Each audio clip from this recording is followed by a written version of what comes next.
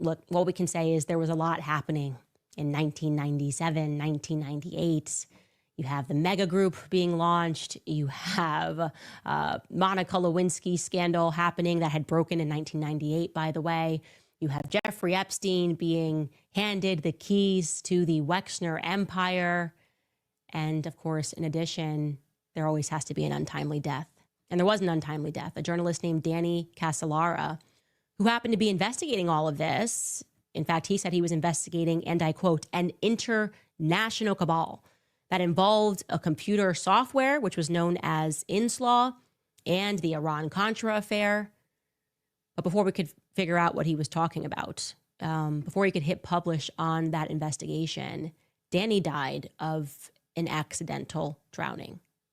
Again, timely. We're going to never know what he was speaking about, but there is probably a lot more I could tell you about that computer software program, and I will tell you about that. But it's a good place for us to stop today regarding Jeffrey Epstein, because it is just shocking. It makes you go, okay. Okay. Are we being a little too harsh on President Trump by demanding the Epstein files?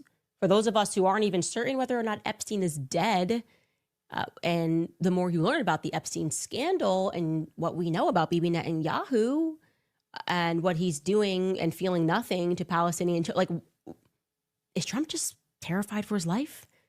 Did he have no idea what he was getting into when he decided he wanted to be the president of the United States? Did he have no idea? Was there no warning given to him by Bill Clinton, like, hey, I'm not so sure you have any power, and you better be very careful as to what interns are being hired and what their connections are?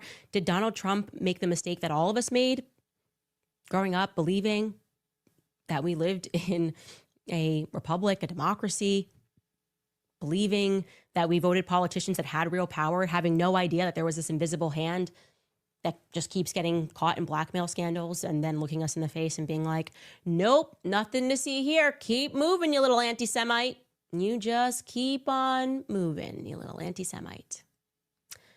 By the way, as we predicted, Trump, they kind of made some noise and said, oh, we're going to demand, Pam Bondi, we're going to demand that New York unseals the grand jury testimony. We told you that that was obviously a nothing burger. The grand jury testimony in Ghislaine Maxwell's case, the federal judge has come out and said the same thing. He said, nope, this motion is an absolute nonsense. This motion to unseal the grand jury testimony from the criminal case pertaining to Ghislaine Maxwell. I don't know why Trump asked for this. He wrote a 31-page opinion, the presiding judge in this matter, and he was pretty harsh about Trump. He basically said that even asking for this is completely ridiculous, that their reasoning for it is demonstrably false, and that Trump knew this. He knew that the transcripts would not reveal any new information of any consequence about Epstein and Maxwell's crimes. And he suggested that the Trump administration only push to release those documents as a form of diversion. Like, oh, we're doing something, but we're not doing something. And that's what we said, right? We told you guys that that's exactly what was happening, that this entire premise was just to hope that we moved on from it. Again, I'll ask the question, do you think that we are being too harsh in this matter and that Trump is terrified? Looking at you guys, seeing what you think. I can tell you what I think. I think he is terrified. I think he's terrified for his life. I really do. I partially terrified for his life, and partially also, he's obviously, his family is very involved. Very involved with Bibi Netanyahu.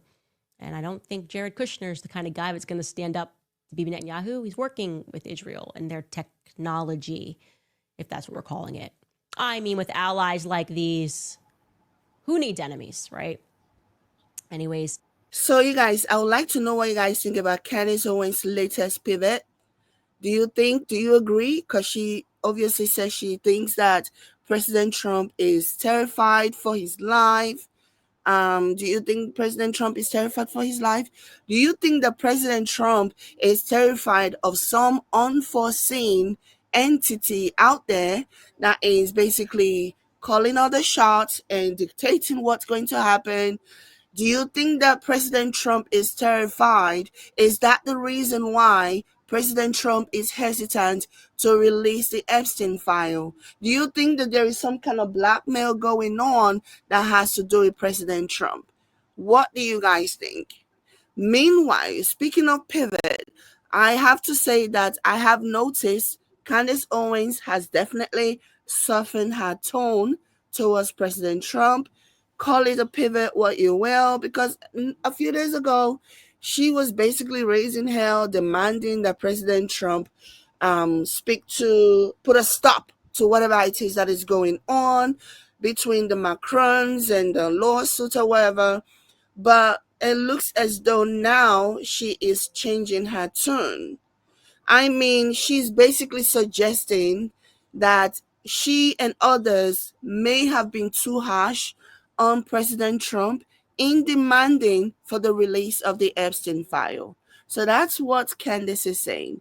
Do you know what I think? I think the MAGA crowd got to Candace Owens because the MAGA crowd are not going to sit back and let Candace Owens or anybody else talk all kinds of things about Trump. Okay. And I also think that Candace Owens may have overestimated her value. Candace Owens may have overestimated her worth. She may have over imagined her level of influence in the MAGA world. And now the MAGA crowd, it seems, have now made her realize that, hey, you better bring yourself down a notch, okay? You are not as special as you think. So I see her basically softening her tone with regards to her criticism of Trump, especially now with the lawsuits. That's a lot of money. Imagine somebody, a lawyer, giving you an estimate of $5 million from beginning to the end of the lawsuit involving the Macrons when it didn't even need to happen. This whole situation did not need to happen. Candace was literally begging for the lawsuit, literally asking to bring it on. So I feel like she has now had like a rethink and she's now trying to be nice, say nice things about President Trump, be once again supportive of President Trump, hoping that President Trump will maybe once again talk to the Macrons and see how President Trump can make this whole situation go away. I definitely sense that she has toned down a bit, quite a bit actually, because now she's even saying, have they all been like tough, too harsh on Trump in their criticism and all of that? So yeah, it will be interesting to see how all of this plays out. I don't know. I just really think that Candace overplayed her hands. She thought she was going to be the HBIC, only for her to realize that you are as good as what they need you for. When they're done needing you, it's sayonara. She probably thought she was going to be the token, not realizing that tokens get spent. Tokens get spent. Okay. Her recent lash out at Donald Trump, in my opinion, seemed as though she was lashing out because she feels like she's being pushed out, and I think so. I think she felt, like it was no longer like an it girl in the MAGA crowd, and she lashed out. That's just what I think about it, but that is just my opinion.